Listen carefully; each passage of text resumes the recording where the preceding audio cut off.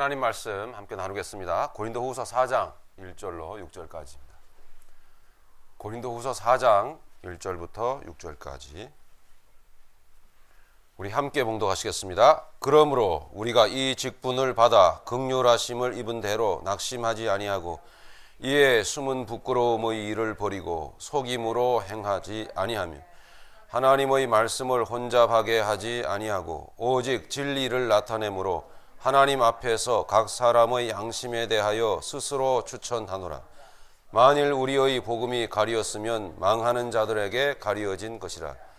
그 중에 이 세상의 신이 믿지 아니하는 자들의 마음을 혼미하게 하여 그리스도의 영광의 복음의 광채가 비치지 못하게 함이니 그리스도는 하나님의 형상이니라.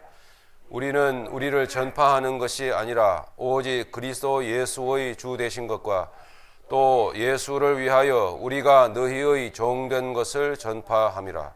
어두운 데서 빛이 비치라 말씀하셨던 그 하나님께서 예수 그리스도의 얼굴에 있는 하나님의 영광을 아는 빛을 우리 마음에 비추셨느니라. 아멘. 우리의 지난 날들을 한번 잠시 돌아봅시다. 각자 자기의 나이를 기준으로 해서 살아온 나날들을 이렇게 돌아보십시다. 삶의 흔적들을 여러분 더듬어 보십시다. 여러분 이 시간에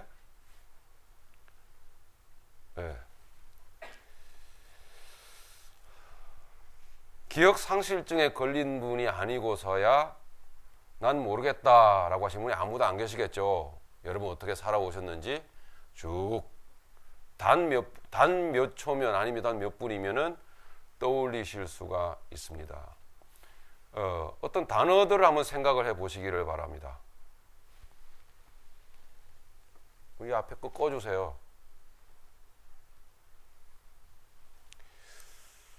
네, 여러분의 삶을 생각하시면서 단어들 한번 떠올려 보십시오. 실망이라는 단어가 떠오르시는 분은 계시겠죠. 상처라는 단어가 강하게 떠오르시는 분도 계시겠죠. 절망이라는 단어가 떠오르시는 분도 계실 수 있겠죠. 혹은 욕망이라는 단어가 내 인생에 막 걸려 있으신 분도 있으시겠죠.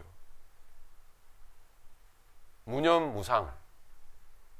뭐예요? 아무 생각 없다.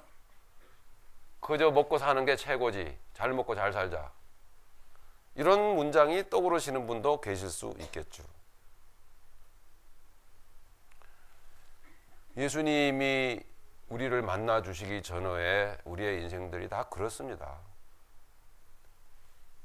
저는 제 인생을 떠올려 보면은 비열, 야비 라는 단어가 생긴 거 보십시오. 그나마 목사라고 이렇게 양복을 입고 깔끔하게 차려서 강대상에 서 있으니까 거룩한 것처럼 보이는데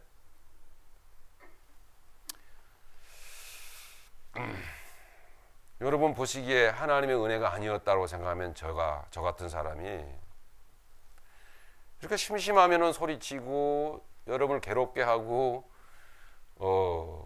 쫓아내는 은사를 특별히 가진 사람이고 성령의 9가지 은사가 아니라 10가지 은사예요. 저는요. 10번째 은사가 여러분을 쫓아내는 은사를 가지고 있는 사람이에요.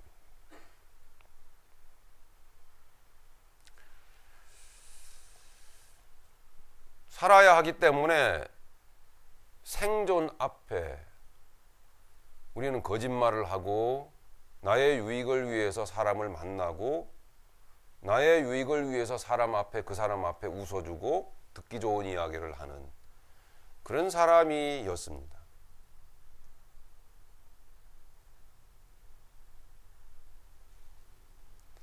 얼마나 이런 일들이 저의 인생에 많았던지. 우리 주님께서는 정직하고 바르게 살아라. 거짓말하지 말라. 진실되이 살라. 사랑하며 살아라. 너희에게 평화가 있을지어다. 평화. 이렇게 우리에게 복된 인생이 되도록 말씀을 하셨지 않습니까? 근데 얼마나 우리는 이 생의 삶을 위해서 자기 자신의 정신을 과감하게 버리고 정직한 자세를 버리고 그 현실과 물질 앞에 무릎을 꿇었습니까? 진실과 정직이라고 하는 하나님의 뜻에 등을 돌려버리고 그렇게 이 현실 앞에 무릎을 꿇고 살아왔지 않습니까? 어찌 저만의 이야기라고 그렇게 말할 수가 있겠습니까? 이 사람이 현실 앞에 비열해지는 것만큼 슬픈 일이 없습니다. 솔직히. 내가 저질렀음에도 불구하고 회피하려고 하는 이런 일들이 얼마나 많습니까? 결국 다른 사람이 나 아닌 다른 사람들이 당하는 것을 보고 나는 그러지 않았다고 손사래를 치면서 피해를 입지 않으려고 우리는 얼마나 평소에 알고 지내던 사람, 나 저 사람 당신 나 알아?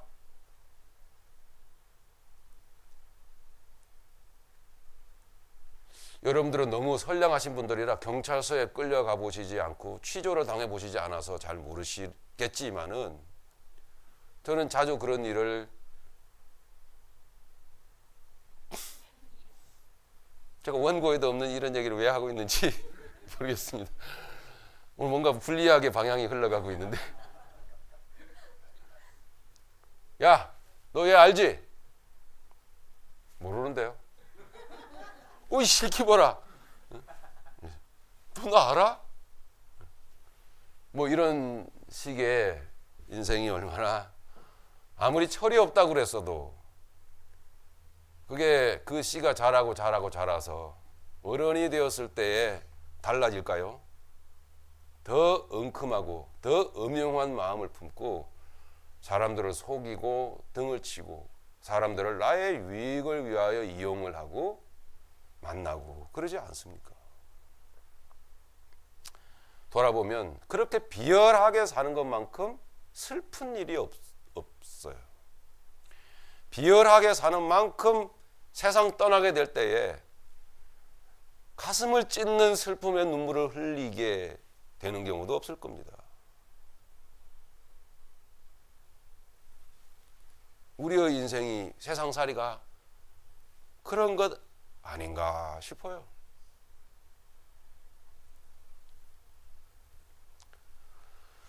사랑한다고 하면서 실은 서로를 속이고 요즘 제가 자주 듣는 말은 이혼입니다.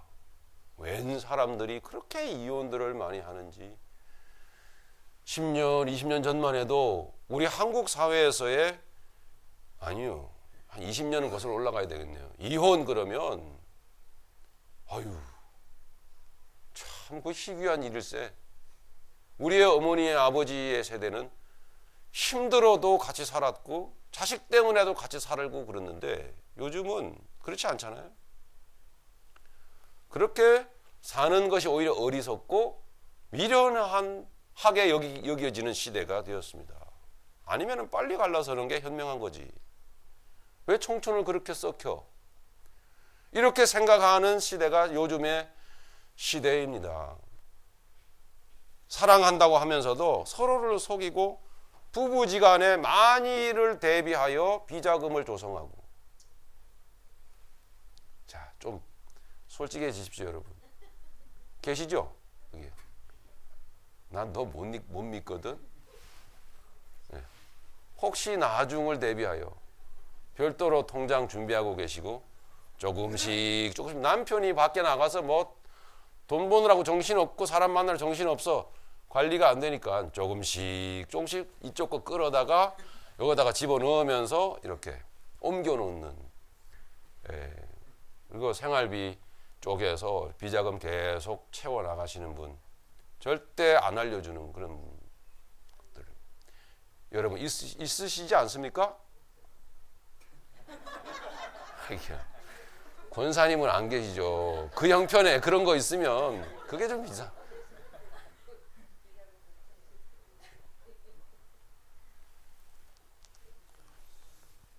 네, 여러분들은 비자금 조성할래야 할 수도 없을 겁니다. 예. 그 형편에 무엇가 쌓을 게 있겠어요?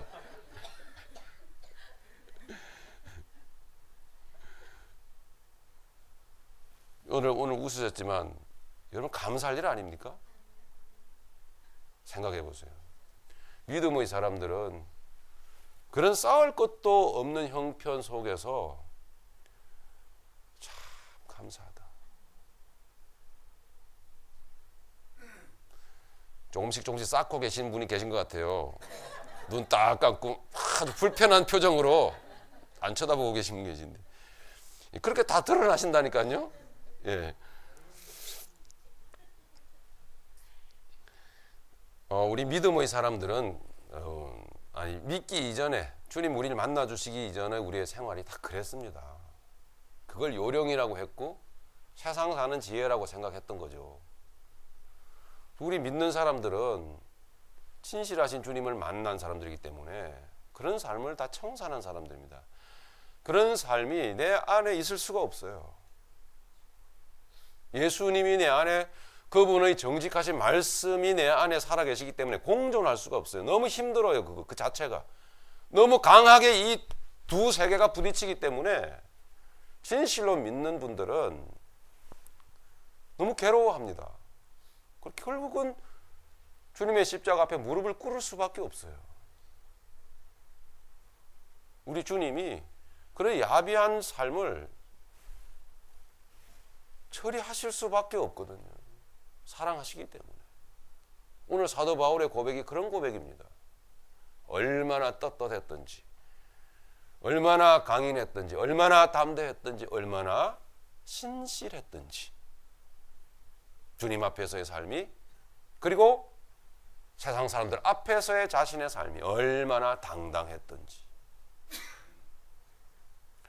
그는 가난해졌습니다.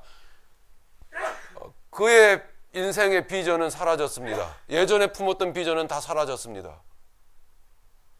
꿈과 희망도, 물질도, 명예도, 이미 손안에 들어왔던 권력도, 권세도 다 사라졌습니다. 그러나 그것이 내게서 떠나간 그 희생의 대가로 생겨난 것이 떳떳함이었습니다. 신실함이었습니다. 정직함이었습니다. 어느 상황에서건 어느 누구 앞에서건 부끄러움이 없었습니다. 바로 예수님 때문에. 그 마음이 얼마나 소중했는지를 사도 바울은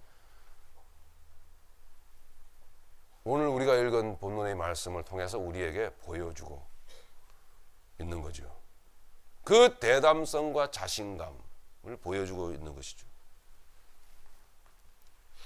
그 이유는 우리가 5절에서 읽게 되는데, 여러분 5절 보세요. 우리는 우리를 전파하는 것이 아니라 오직 그리스도 예수의 주 되신 것, 그리스도 예수의 주 되신 것과 또 예수를 위하여 우리가 너희의 종된 것을 전파함이라. 네, 이런 생각과 마음의 자세가 주님을 만남으로 세워졌기 때문에 그는 당당해질 수 있었다는 거죠. 나를 전하는 게 아니다.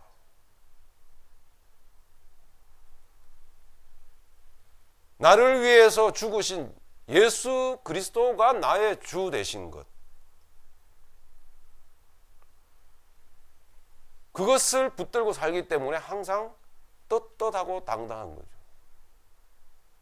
나의 겉사람을 붙들고 나의 옛 삶을 붙들고 있으면 초라하거나 비참하거나 아니면 그것 때문에 매우 세상에서 위축됩니다. 왜?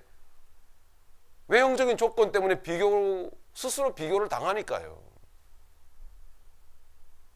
혹은 아니면 교만하거나 무례하거나, 그래서 그 마음이 떳떳하거나 평온한 가운데, 정직함 가운데 담대할 수가 없어요. 이게 목소리가 크고 이게 행동 거지가 요란하고 폭력적인 사람들이 강한 사람이 아니라 속이 너무나 허약한 사람들이죠, 사실은. 그러니까 교만한 사람들이 결코 그 마음이 담대한 마음 사람들이 아니에요. 너무 부실하기 때문에 육적 교만으로 드러날 수밖에 없는 것이죠. 저는 지금 그리스도인의 심령 가운데, 인생 가운데 역사하는 참 귀한 역사들을 여러분에게 소개하고 있습니다. 여러분 그리스도인으로 살아가는 동안에 지금 저의 이야기를 듣는 가운데 어떻습니까? 여러분의 자신의 삶을 비추어 보십시오. 맞거나 혹은 불안하거나 부끄럽거나 혹은 무슨 얘기인지 모르겠거나 그렇겠죠.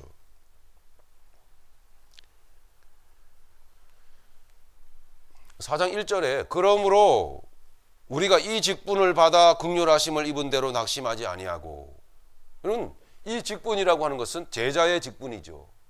사도의 직분이죠. 복음을 전하는 자의 직분이겠죠. 여러분 아시는 대로 사도 바울은 이 직분을 받은 대로 행하는 삶 때문에 너무나 많은 비난과 그리고 협박과 위험을 당했습니다. 불이익을 당했습니다. 손해를 당했어요.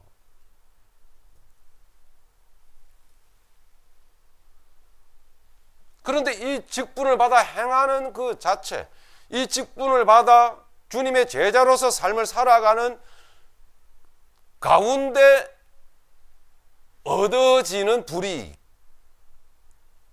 내게 다가오는 그런 고통스러운 문제와 아픔, 억울함 등에 대하여 조금도 개의치 않았다라는 거죠. 그 이유가 뭐였을까? 라는 거죠.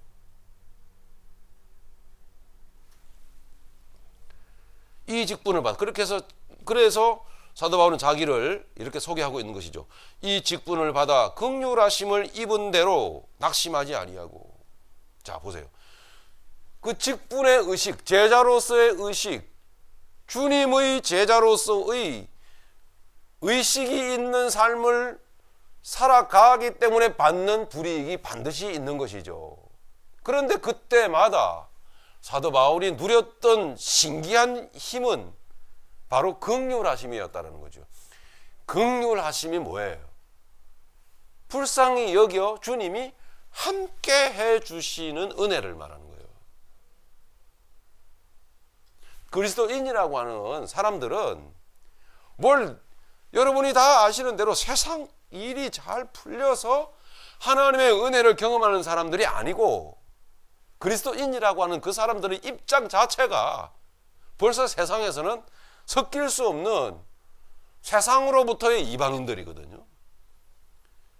개밥에 어떻게 그걸 잘하세요?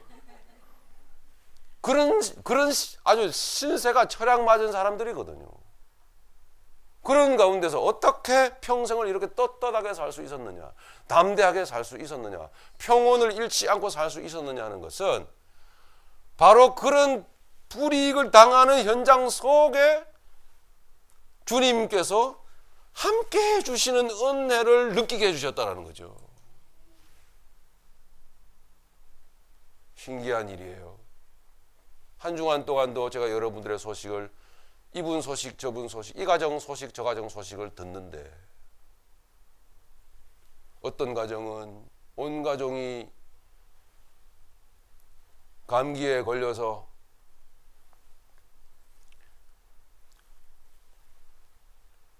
힘든 며칠을 보내고 어려운 가운데서 고통해하면서 그 가운데서 인간의 연약한 모습들이 드러나고 그렇게 괴로워하는 가운데서도 결국은 주님께서 그 가정에 함께하여 주셔서 그렇게 낮고 천한 존재인 것을 다시 깨닫게 하시고,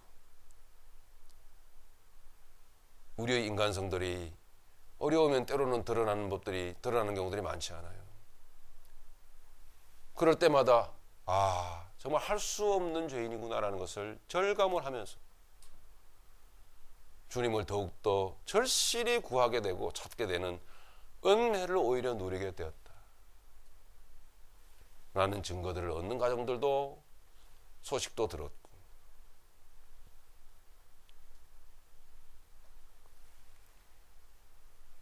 어떤 사람들은 육신이 원치 않는 질병을 몸에 지니고 살면서도 오히려 그 연약한 가운데 주님께서 그 상태 그대로, 그 모습 그대로, 그 입장 그대로 어찌 보면은 외롭고 그 질병 때문에 많이 마음이 힘들고 괴로워하는 할 수밖에 없는 상황임에도 불구하고 주님께서 나에게 허락하신 삶의 방향과 내용과 목적을 생각하면서 그 현실을 그저 있는 그대로 받아낼 때에 주님이 즉시로 그분에게 함께 하시는 감동과 은혜를 주시더라는 그 간증도 들어보았고, 저 같은 경우는 토요일이었습니다. 이른 아침 온 세상이 고요히 잠든 그 시간에, 여기서 온 세상이란 저희 가정을 말합니다. 이른 아침 아직 세상이 환하게 밝기 전에 저희 집에 저를 꼭 빼닮은 강아지 한 마리를 물고 이 산책을 나갔는데 굉장히 차가웠잖아요, 날씨가. 가을이라, 무르익은 가을이라 낙엽이 막 길거리에 떨어져 있는데 그 낙엽 위에 송글송글 맺혀 있는 이슬인지 아니면 설인지 내 눈에 확 들어오는데 지나칠 수가 없어요. 너무 영롱하게 빛나는 그 낙엽 위에 주님이 베풀어 놓으신 그 보석들, 야, 너무 예쁘다. 그래서 무릎을 꿇어 참 그것을 음미를 하고 있는데요, 그냥 있을 수가 없어. 어떤 생각이 떠올랐어요. 다시 집에 들어가서 카메라를 들고 나왔습니다. 야, 이거 담아야지.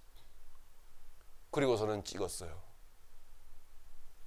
그냥 너무너무 주님이 베풀어 놓으신 그 보석들이, 그 다이아몬드가 너무 예뻐서 지금 찍고 있는데 뒤에서 인기척이 이렇게 있어요. 그래서 이렇게 봤더니 무시무시하게 생긴 미국 할아버지 한 분이 이 마당을 그 공기를 불어서 청소하는 기계 있잖아요. 웽 하는 그거를 딱 들고 저를 째려보고 있는 거예요. 예. 근데 그분은 매일 이른 아침마다 그 기계를 들고 나와서 자기 앞마당을 불어서 낙엽을 다 쓰시는 분입니다. 평소에 저는 제일 조금 못마땅했어요. 네. 뭐 그렇게 매일 아침 그렇게 해야 되나 하면서도 그분은 아주 지상 최대의 험상궂은 모습으로 얼굴을 하면서 쓸어대시는 거예요. 매일 아침 그 일을 하세요. 그래서 서로가 말은 안 해도 알아요. 예. 저는 저 앞 쏙 빼닮은 강아지를 항상 몰고 나가고 그 앞을 지나가고, 예. 지나갈 때마다 그분은 계속 이러고 있는데 저는 지나가거든요. 그러니까 안 피해 줄 수가 없어서 인상을 쓰면서 빨리 지나가, 뭐 이런 어떤 뉘앙스를 풍기는 표정으로 저를 째려보곤 했던 분이에요. 그 귀한 걸 저는 아버지의 사랑이라고 보고 찍어대고 있는 뒤에서 빨리 안 비키고 뭐해? 아니 이런 표정으로 저를 째려보고 있는 거예요. 그래서 sorry, excuse me 하면서 몇 장을 찍는데 왜 그렇게 불편한지.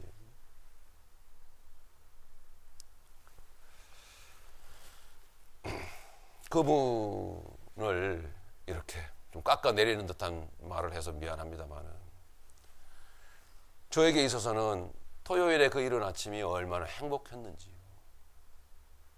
그래서 그 아버지의 사랑을 낙엽 위에 떨어진 그 서리 안에서 저는 발견했습니다. 그리고 내 마음이 얼마나 부자가 되든지요.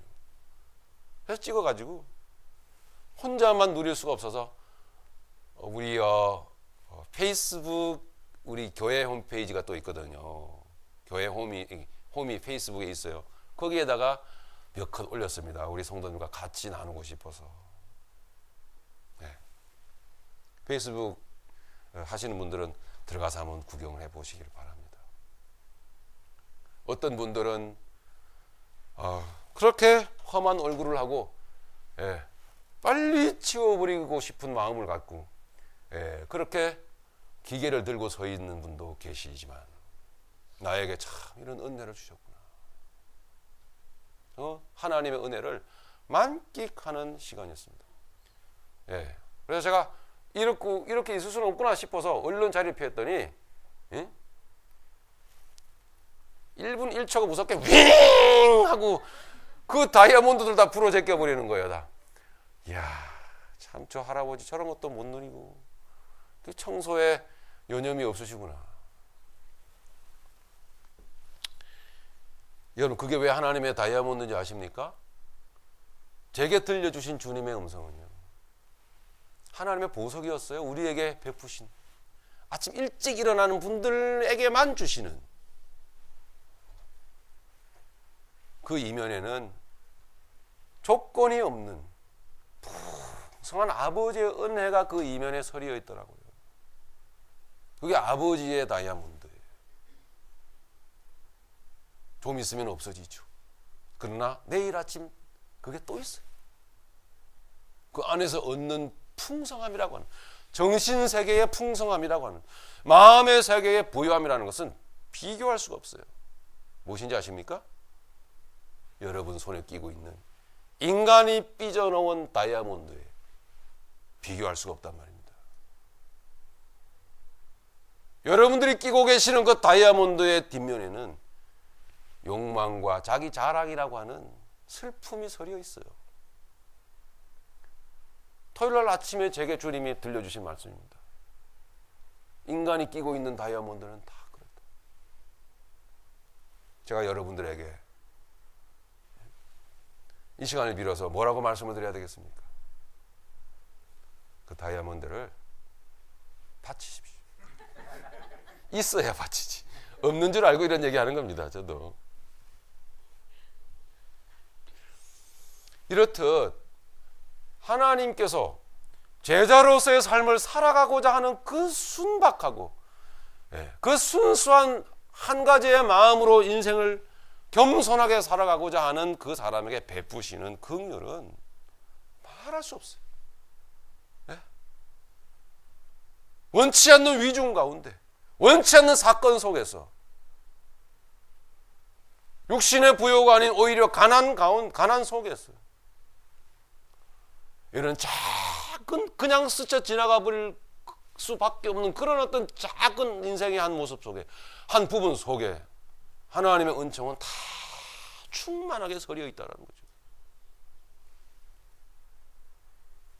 그게 긍휼이에요.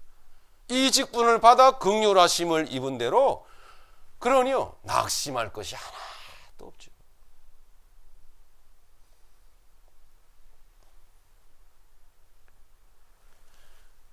그러므로 이 절이 바로 사도 바울이 우리에게 보여주는 담대함이에요. 믿음의 사람이 갖게 될 담대함과 떳떳함. 2절의 말씀 함께 보실까요? 이에 숨은 부끄러움의 일을 버리고 속임으로 행하지 아니하며, 제가 처음에 말씀 시작하면서 여러분께 알려드렸던 것입니다. 숨은 부끄러움의 일, 그리고 속임으로 행하는 일, 이것이 누차 여러분께 말씀을 드리는 대로 하나님께서는 우리에게 그저 그리스도를 따르는 삶을 주셨는데, 우리는 그리스도를 따르는 삶에 우리의 마음을 드리고 따라가지 않고 세상을 바라보고 혹은 물질에 매여 그렇게 야비한 인생을, 비열한 인생을 살아가는 동안에 우리는 종교 생활을 일관하고 있었던 것이에요. 지금까지. 그 허접스러운 누더기 같은 종교 생활들을 해가면서 우리의 속을 감추고 만난 적도 없는 주님을 마치 만난 것처럼 노래하고 자기의 양심을 속이면서 그렇게 종교 생활을, 기독교인으로서의 종교 생활을 해왔던 거죠.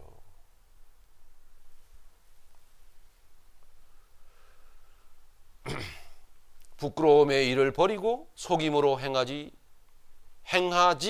아니하며, 사도 바울은 자신의 지금 그 위대하고 떳떳한 삶을 자랑하고 있는 거예요. 소개하고 있는 거예요. 그리고 하나님의 말씀을 혼잡하게 하지 아니하고, 하나님의 말씀을 혼잡하게 하지 아니하고 오직 진리를 나타내므로 하나님 앞에서 각 사람의 양심에 대하여 스스로 추천하노라. 나 이렇다는 얘기예요. 예. 그래서 하나님의 말씀을 전하는 자로서의, 제자로서의 중요한 직분은 바로 하나님의 말씀을 전하는 거겠죠. 전함에 있어서 사도 바울은 자기를 이렇게 고백을 합니다. 하나님의 말씀을 혼잡하게 하지 아니하고. 여기서 혼잡하게 하지 않다 라고 하는 말은 무슨 뜻이냐? 하나님의 말씀을 혼잡하게 하지 않다. 하나님의 말씀에다가, 순전한 하나님의 말씀을 자기의 유익의 재료로 사용을 하는 것을 말하는 거예요. 즉 하나님의 말씀을 자기의 유익, 자기의 존재의 유익과 명예, 자기의 야망을 위하여 하나님의 말씀을 쓰는 것을 말하고 있는 것이에요. 하나님의 말씀을 혼잡하게 하지 아니하고. 하나님의 말씀을 아주 분석을 잘하고 잘 전하는 사람들이 있어요. 하나님의 말씀을 잘 쪼개고 잘 분석하고, 그리고 그 말씀을 잘 성도들에게 가르쳐 주는 사람들이 있는데 너무 귀하죠. 그런데 그걸 왜 그렇게 하느냐? 사실 알고 보면, 실제로 나타나는 모습을 보면 자기의 야망을 위해서 그 말씀들을 그렇게 사용을 하고 쪼개고 있더라는 얘기예요. 현실의 모습을 볼 때에. 그건 세상에서 성공한 거창해진 종교인들을 말하는 거예요. 성직자들을 말하는 거죠. 그렇게 똑똑한 사람들이 많다는 얘기예요. 사도 바울은 우리는 하나님의 말씀을 혼잡하게 하지 아니하고 이렇게 말하고 있습니다. 그러니까 뭐예요? 하나님의 말씀을 자기의 야망의 재료로 사용을 한다는 것은 성도들의 입장에서는 어떤 경우가 될 수 있습니까? 하나님의 말씀을 믿기로 쓰게 되는 경우죠. 그러니까 성도들은 믿기에 걸려드는 거란 말입니다. 여기에서 사용된 헬라어는 동사인데 둘로라는 말이에요. 둘로. 하나님의 말씀을 나는 둘로 하지 않는다.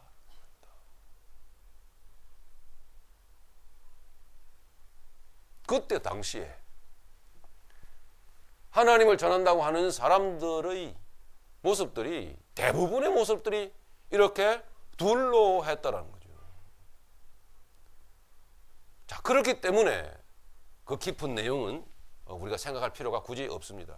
결과를 보면 그렇기 때문에 우리는 여전히 야비하고 비열하며, 여전히 우리는 숨기는 것이 많고, 여전히 우리는 꿍꿍이 속이 많고, 여전히 우리는 캥기는 것이 많은 것이에요. 그렇기 때문에 우리는 삶의 다양한 현실 속에서 주님을, 신실하신 그 위대하신 주님을, 그 사랑의 주님을 만날 수가 없는 거죠. 그렇기 때문에 아니에요. 그런 인생은 항상 자신이 없는, 십자가 앞에서 자신이 없는 우물쭈물하는 태도를 취할 수밖에 없다는 거예요.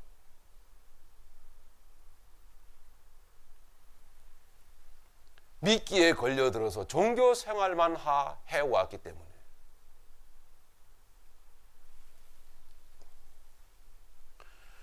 같은, 우리 한글로 쓰여진 같은 말이, 비슷한 말이 보시면은 여러분 2장에도 등장을 합니다. 여러분 2장 17절에 보시면 사도 바울이 이렇게 말하고 있어요.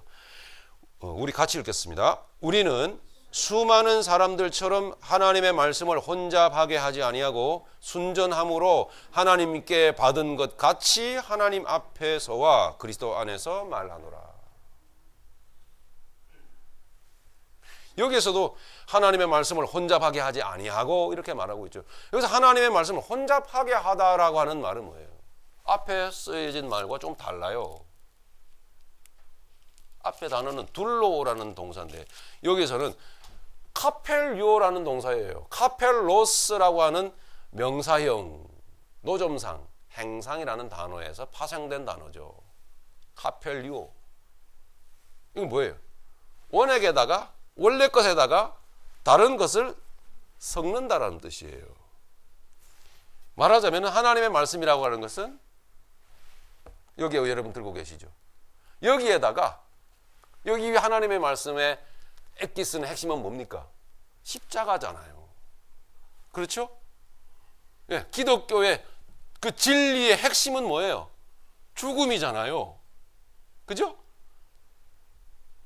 구원받았다라는 것은 옛사람이 끝났다라는 거잖아요. 그 죄의 문제, 그 저주의 문제는 죽음으로 통하지 않고는 해결이 안 되는 거예요. 인간의 노력으로는 안 되는 거예요. 절대로. 예. 극도의 어떤 종교 생활로도 안 되는 거예요. 어떤 금욕주의적인 행위도 안 되는 거예요. 죽음으로밖에 안 되는 거예요. 그래서 하나님이 죽으신 거예요. 오셔서. 그것이 진리죠. 그 죽음과 그리스도 예수의 부활하심, 그것이 이 성경의 핵심 아니겠습니까? 그 핵심에다가 다른 것을 섞어 놓으니까 이 십자가의 죽으심과 부활이 보이지가 않는 거예요. 사람들에게. 예, 가려지는 거죠. 예? 그리고 이 섞어 놓으니까 제3의 어떤 이야기들이 자꾸 귀에 쟁쟁쟁쟁한 거죠. 교회 안에는 온갖 이물질들이 들어와 있는 것입니다. 이 성경 말씀에다가 다른 것을 섞어서 이야기를 하게 되면 그 다른 것들이 오늘날 무엇들이 어떤 것들이 있을까요? 예? 성공주의라고 하는 무엇이 있을까요? 물질 축복. 무엇이 있죠? 질병 치료. 무엇이 있죠? 귀신 축출. 무엇이 있죠? 은사주의. 이런 것들을 이 말씀에다가 섞어 놓은 거예요. 그러니까 인간은 본질로 하나님의 생명의 본뜻에 자연스럽게 다가설 수 있기보다는 본질적으로 인간은 비본질적인 그런 세상적인 것에 더 끌리게 마련입니다. 죄인이기 때문에요. 그러니 그 모든 지금 그 말씀드렸던 그런 본질이 아닌 섞어 놓은 것들은 우리가 세상에서 이미 추구하던 것들이거든요. 그렇죠? 그러니 얼마나 쉽습니까? 예? 얼마나 그 신앙생활을 하기에 용이하냐 말이에요.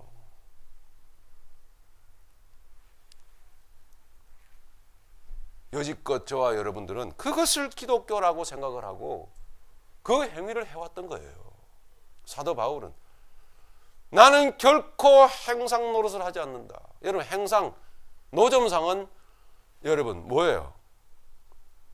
오늘은 이곳 내일은 저곳 자리 차리고 포도주에다가 물을 섞어서 원액에다가 물을 섞어서 불려서 자기의 유익을 취하고 떠나면 그만이에요.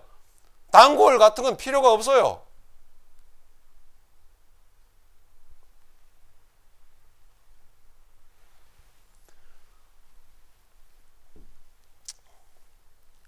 터를 잡고 가게를 가지고 자기 장사하는 사람은 절대로 카펠요 할 수 없는 것이에요.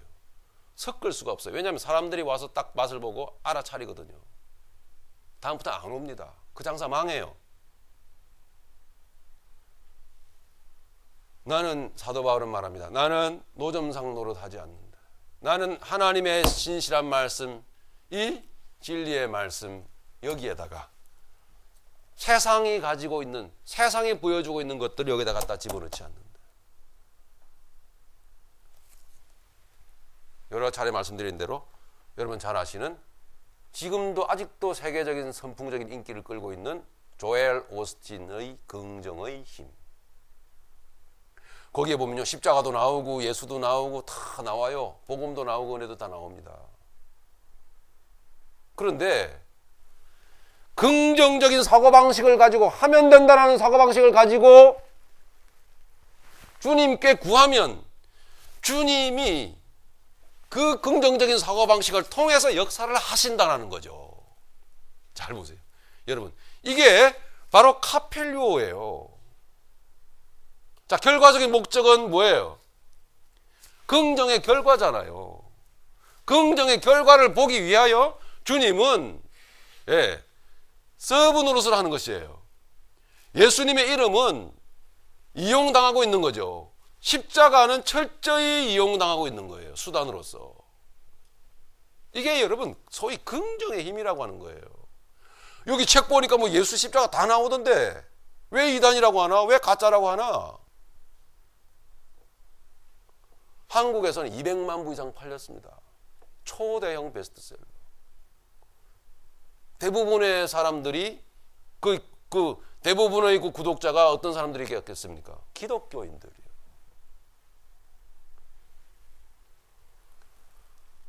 믿지 않는 사람들도 그 책을 많이 사보았겠죠. 기독교를 어떤 식으로 바라보겠습니까?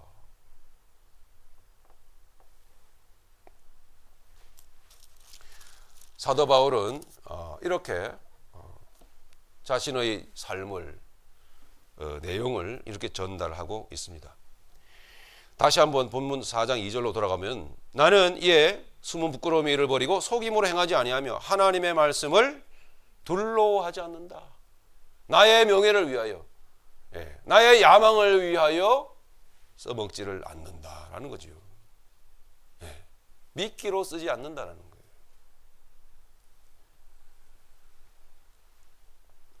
그렇기 때문에 신앙인으로서 한 시대를, 짧은 시대를 살아갔던 예수님의 제자로서, 한 신앙인으로서의 삶이 그렇듯 담대했고, 그렇듯 평온했고, 그렇듯 거칠 것이 없었던 거죠.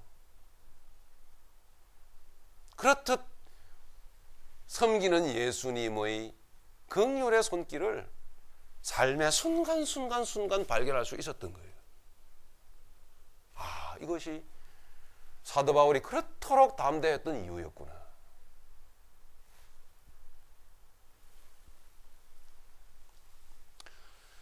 이렇듯 행상 노릇을 하지 아니하고, 말씀을 전하는 자로서 카펠요 하지 아니하고, 말씀을 전하는 자로서 둘로 하지 않는다면 그는 곧 진리만을 말해야 되겠죠. 그것이 바로 진리를 나타내므로, 2절 후반절에, 중후반절에 나오는 것입니다. 진리를 나타내므로. 여러분, 진리를 나타낸다라는 말의 미닝이 뭡니까? 죽음으로서 살아서 살아계신 예수님을 나타낸다라는 거 아니에요. 그죠? 이게 진리잖아요.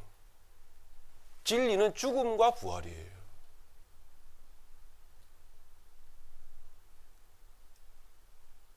여러분 잘 아시는 대로 진리가 그토록 우리를 자유케 하시느냐? 진리가 우리를 정말 자유케 하세요. 여기서 사도 바울이 진리를 나타낸다라고 하는 것은 곧 항상 사도 바울이 전한 말과 그가 살았던 삶의 행실에 첫 번째로 보여주었던, 그리고 전했던 말씀이 곧 죽음이었습니다. 우리는 죽음으로써 옛사람의 일을 끝내는 사람들이다. 죽음으로써 옛사람의 일은 이미 끝난 사람들이다. 그 비열함도, 그 야비함도, 그 정욕도, 그 교만도 곧 십자가에 예수님이 죽으심으로써, 우리가 그를 믿음으로써, 믿음이 우리에게 선물로 와짐으로써 끝난 자들이다. 할렐루야. 그러므로 지금도 그 진리가 귀함으로 나는 날마다 죽었음을 주님 앞에 고백하며 살아가는 자들이다. 그러니 날마다 부활의 영광을 누리지 않겠느냐. 사도 바울이 살아가는 내내 누렸던 은혜는 부활의 영광인 거예요. 부활의 영광. 진리죠. 어쩌면 그렇게 예수님을 쏙 빼닮을 수가 있을까요? 어쩌면 스데반 집사님이 그렇게 예수님을 쏙 빼닮을 수가 있었을까요? 진리의 삶이 사라졌기 때문이죠.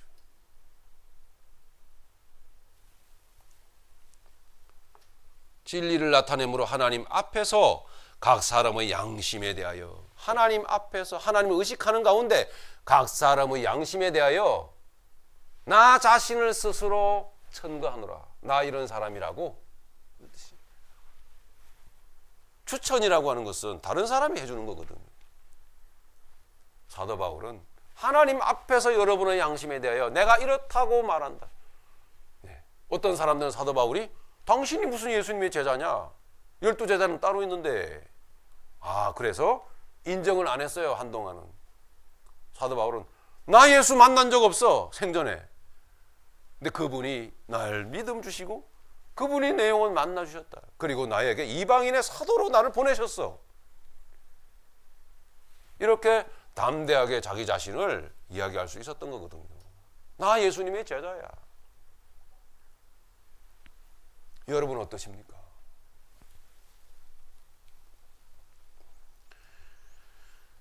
이렇게 담대하게 사도 바울은 믿음의 사람의 모델적인 모습을 보여주고 있습니다. 우리에게.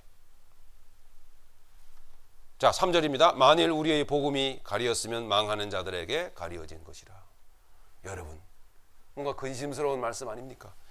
만일 우리의 이 복음이 가리워져 있다면 망하는 자들에게 가리어진 것이라.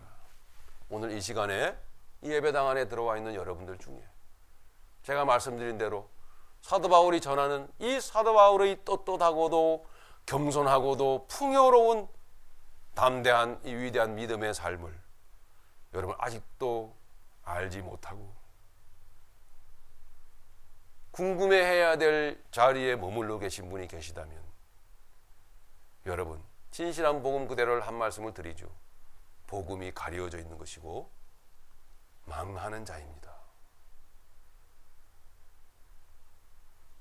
예수님을 만나지 못한 분들입니다. 오랫동안 새벽교회를 다녔음에도 불구하고 그건 아무것도 아닙니다. 예수님을 만나지 못한 영혼입니다. 여러분. 진리이신 예수 그리스도의 십자가 안에 담겨져 있는 의미 앞에 여러분 무릎 꿇으실 수 있기를 바랍니다.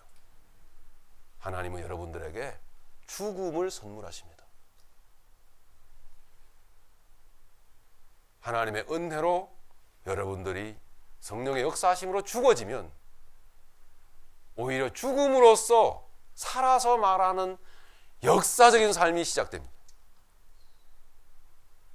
여기에 믿음의 사람과 똑같은 은혜를 누리는 신기하고도 놀라운 그리스도인의 삶이 펼쳐지는 것이죠. 할렐루야. 여러분에게 정직하게 하나님의 복음을 선포하는 것이죠. 그리고 4절에 그 중에 이 세상의 신이 뭐죠? 마귀죠? 믿지 않은 자들의 마음을 혼미하게 하여. 왜요? 말씀에다가 물을 타거나 포도주에다가 물을 섞거나 이물질을 섞어내거나 그리고 이 말씀을 자기 육신의 욕망으로 사용하여 미끼로 사용하고 있기 때문에 목적이 제자가 아니에요. 목적이 제자로서의 삶이 아니란 말이에요. 교회를 크게 키워서 목회에 성공하고 삶에 성공했다라는 이야기를 듣고 싶은 거예요. 그리고 좀 더 다양한 권세를, 권력을, 다양한 세상의 복들을 누려보고 싶은 것이겠죠. 그가 목표하는 것은 제자의 삶이 아니에요. 주님과 함께 고생하는 길을, 십자가의 길을 걸어가는 것이 아니란 말이에요. 지금도 예배당마다 수많은 교회 안에 예배당마다 성도님들이, 기독교인들이 그 내용도 모른 채 그저 한 시간의 예배에 만족하고 있지 않겠습니까? 얼마나 가슴 절절히 아픔이 밀려옵니까, 여러분?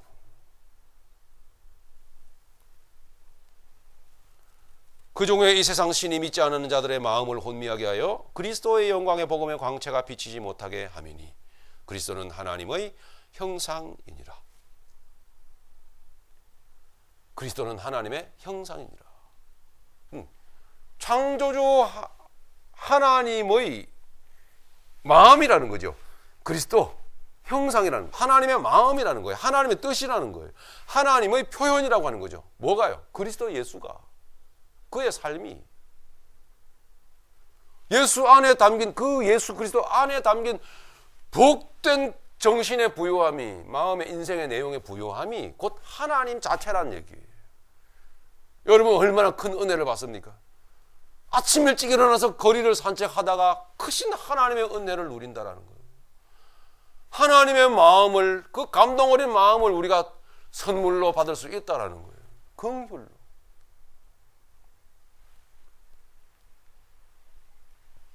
원치 않는 일을 당했을 때 그 상황 가운데서 우리는 그리스도의 얼굴, 하나님의 형상을 우리가 누릴 수 있다라고 하는 거예요. 얼마나 위대한 선물이에요, 여러분.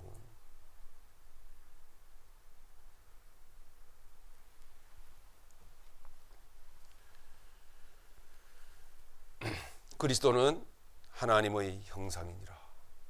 오늘도 이 신비롭고 이 순수하고 이 아침 이슬과 같은 이 영롱한 인생, 영롱한 이 아름다운 순전한 이 삶을 살게 하시는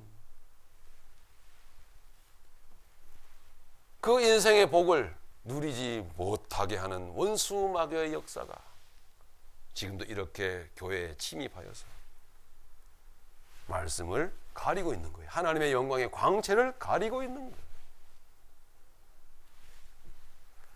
여러분 그 가운데서 지금 해방되셨음을 기뻐하셔야 됩니다.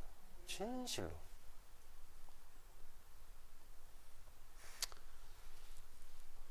그러니까 사도 바울의 믿음의 사람이 이렇게 사람에게 임한 대담성과 그 자신감을 4절 5절을 통해서 설명해 주고 있는 것이죠. 우리는 우리를 전파하는 것이 아니라 오직 그리스도 예수의 주 되신 것을 전파하기 때문이에요. 우리는 우리를 전파하는 것이 아니라 여러분의 우리 자신은 우리가 이제 세상에 나가서 다시 삶을 살아갈 때 나를 나타내는 것이 아니라 세상에다가 나의 어떠함을, 나의 김아무개 정아무개의 나의 인생을 나타내고 그것을 사용하는 것이 아니라 그리스도 예수를 나타내는 거예요. 그리스도 예수의 무엇 되신 거죠? 주 되신 것을 나타내는 거예요. 여기에 예수 그 이름 앞에 그리스도라고 붙어 있잖아요. 그리스도 예수인 거예요. 그냥 예수가 아니라 그리스도 예수. 그리스도 안에 담겨져 있는 말의 그 뜻은 뭐예요? 그리스도 뭐예요?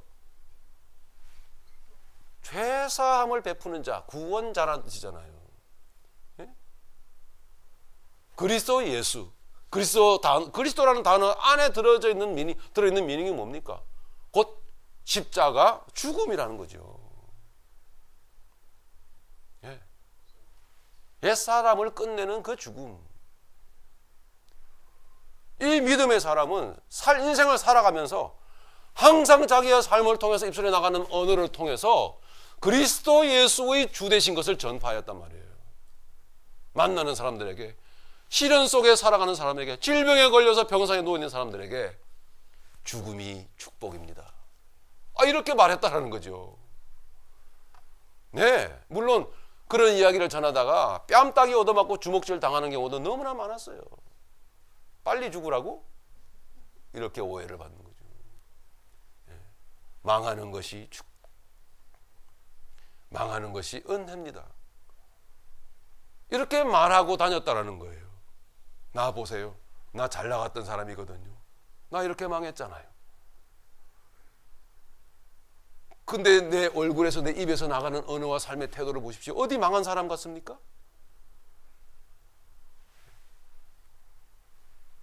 그러니 개중에 정말 그런 신기하긴 하네요. 예? 무슨 일이에요? 그 이유가 뭐예요? 이유가 뭐죠? 나는 나를 전파하지 아니하고 예수의 그리스도 대신, 아니 그리스도 예수의 주 되신 것을 전하고자 또 그 목적으로 삶을 살아가고 있기 때문에 나의 지난날 아픔도 하나님의 은혜예요. 지금도 겉보기에 죽음과 같은 비참한 인생을 살아가는 것처럼 보일 뿐이지 그리스도는 부활의 주님이잖아요. 옛사람을 붙들지 마세요. 내려놓으세요. 그리고 기도해주고 주의 복음을 증거했을 때, 십자가의 예수를 전했을 때 어려움 당한 사람, 실망한 사람, 절망한 사람, 상처 속에서 웅크리고 있는 사람들에게 소망을 던져줄 수 있었어요. 그래서 오늘의 이 믿음의 사람 사도 바울은 항상 담대했었더라는 이야기예요. 항상 떳떳했었더라는 이야기고 그에게서 지난날에 있었던 야비함과 비열한 인생은 다 항상 정직과 성실로 살아갈 수 있었더라는 이야기입니다. 사랑하는 여러분, 우리가 인생 이 교회당 예배당 밖을 나가서 어떻게 살아야 되겠습니까? 어떻게 해요? 그리스도 예수의 주 되신 것을 증거하는 삶을 살고 또 그렇게 증거하며 살 수 있기를 간절히 바랍니다. 주님이 이슬 가운데서도 만나주시고 병상에서도 만나주시고 긍휼하심으로 주님이 만나주셔요. 난 망한 자가 아니구나. 나는 실패한 자가 아니구나.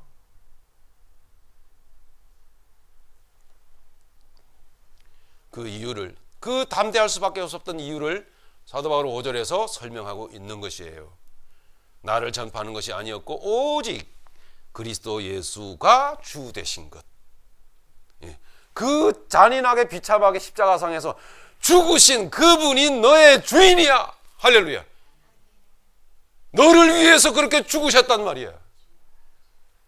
너의 그 비참한 정신세계를 도말하신 분이야. 그분이. 믿으시오. 해도 성령께서 역사하셨습니다. 이게 바로 하나님의 말씀에 원액 포도주에다가 결코 다른 세상 것을 섞지 않고 그대로 전하는 거예요. 그럴 때 성령님은 전하는 그에게 그 인생에 임하시고 역사하시고 그의 삶을 바라보고 또 그의 이야기 말을 듣는 그에게 또한 성령님은 역사하시더라는 이야기죠. 저의 인생에, 여러분들의 인생에 지금 그 하나님의 은총이 임하고 있지 않습니까? 할렐루야.